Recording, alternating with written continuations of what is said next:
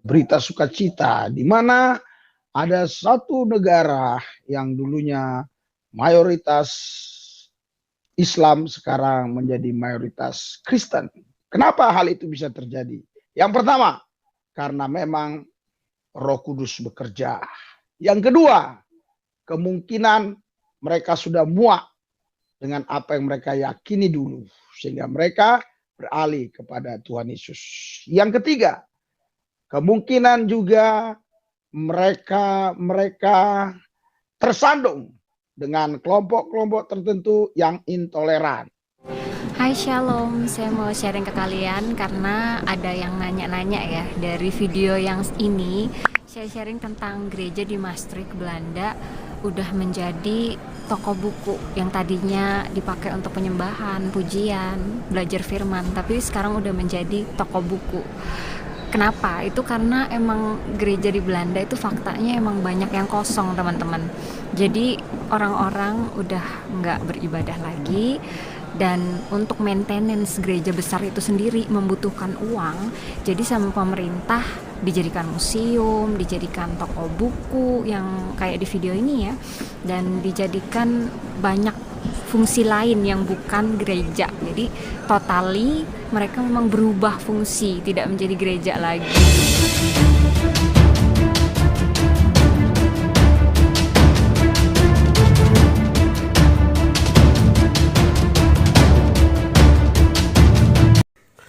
Assalamualaikum warahmatullahi wabarakatuh. Sahabat beriman dimanapun berada, berjumpa kembali di Bintang Mu'alaf Channel. Mudah-mudahan kita semua selalu sehat walafiat di dalam lindungan Allah Subhanahu wa Ta'ala. Sahabat, kesempatan kali ini kita akan reaction sebuah video dari Pendeta Rizky Lubis yang begitu bangga dan memamerkan katanya ada satu negara yang dulunya adalah mayoritas Muslim dan kini berubah menjadi mayoritas Kristen. Nanti kita akan tampilkan juga dari channel Kristen. Kita tampol pakai realita yang ada. Ternyata di luar negeri pun banyak sekali gereja-gereja yang beralih fungsi menjadi toko buku, menjadi museum, menjadi mall, menjadi pabrik bir, dan ironisnya ada yang menjadi masjid. Dari kesaksian channel Kristen sendiri ya, berdasarkan realita yang ada.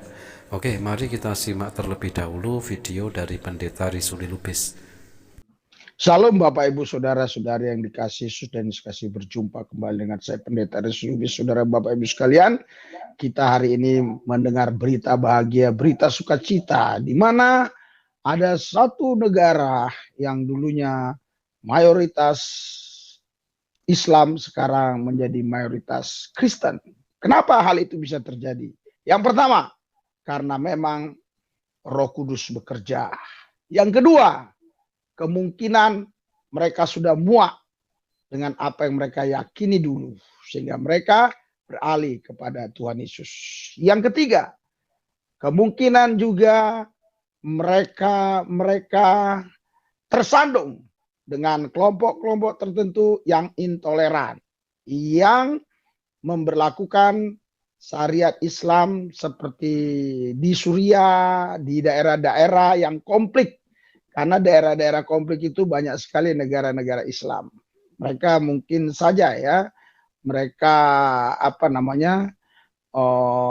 kecewa sehingga mereka murtad ya, tinggalkan agamanya, ikut Tuhan Yesus, pindah ke Kristen ya. Kabar sukacita dari Pendeta Rizky Lubis tetapi lantas dibumbui oleh framing-framing yang sangat tidak mengenakan, sahabat ya. Kalau framing yang pertama katanya Roh Kudus bekerja, tidak masalah, itu internal mereka. Tetapi ketika framing yang kedua dan ketiga ditebar ya, di situ Pendeta Rizky Lubis mengatakan bahwasanya dari umat Islam katanya muak begitu ya. Tidak ada ceritanya orang Islam yang muak dengan ajaran agama Islam, kecuali Islam abangan, Islam KTP yang malas mengerjakan sholat, lalu mereka murtad. Satu contoh ya, Saifuddin Ibrahim itu karena malas mengerjakan syariat agama Islam.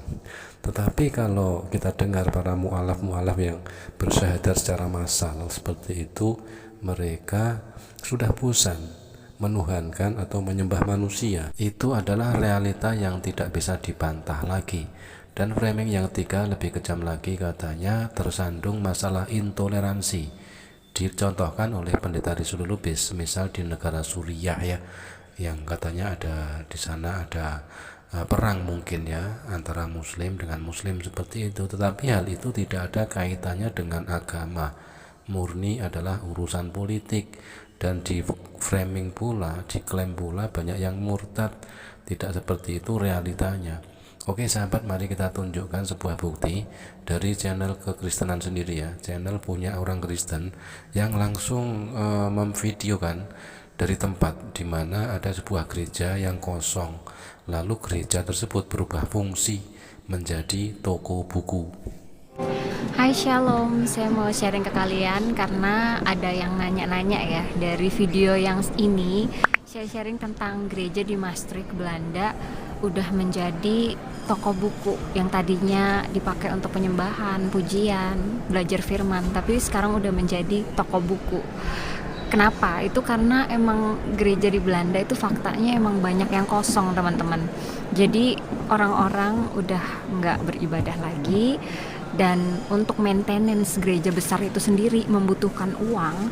Jadi sama pemerintah dijadikan museum, dijadikan toko buku yang kayak di video ini ya, dan dijadikan banyak fungsi lain yang bukan gereja. Jadi totally mereka memang berubah fungsi, tidak menjadi gereja lagi.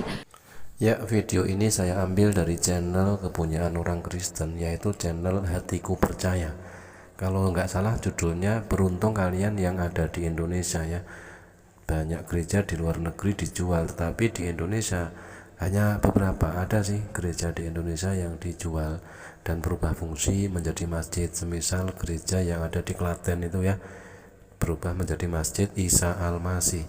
Nah di sini perempuan ini langsung di tempat dimana gereja tersebut kosong, memang benar-benar kosong ya, melompong, nggak ada jemaatnya, kosong, sepi, ditinggalkan jemaat. Lalu untuk biaya bulanan ya, yang jelas perlu biaya bulanan seperti untuk bayar listrik, air, pemeliharaan gedung dan lain-lain sebagainya, membutuhkan biaya yang tidak sedikit. Makanya untuk menutup itu semua, mau tidak mau terpaksa gereja tersebut harus dijual atau dialihfungsikan menjadi suatu tempat usaha yang menghasilkan, yang mana keuntungannya untuk menutupi biaya-biaya yang diperlukan di dalam perawatan bulanan tersebut. Kalau semisal dijadikan sebagai tempat usaha atau toko buku, itu masih wajar-wajar saja ya. Tetapi kalau sudah berubah fungsi menjadi diskotik, menjadi tempat pembuatan minuman keras, nah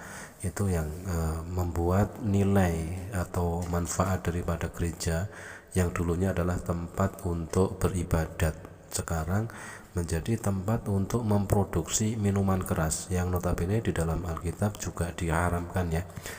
Itu sangat ironis sekali. Belum lagi gereja yang sepi jemaat lalu dijual, dan ironisnya dibeli oleh pihak muslim, dan lalu gereja tersebut beralih fungsi menjadi masjid.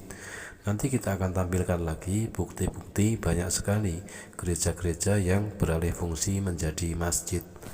Kita akan tunjukkan data dan realita kepada Pendeta Rizul Lubis ini ya, biar semakin kejang-kejang. Oke sahabat, demikian, mudah-mudahan bermanfaat. Jazakumullah khairan kasiron. Wassalamualaikum warahmatullahi wabarakatuh.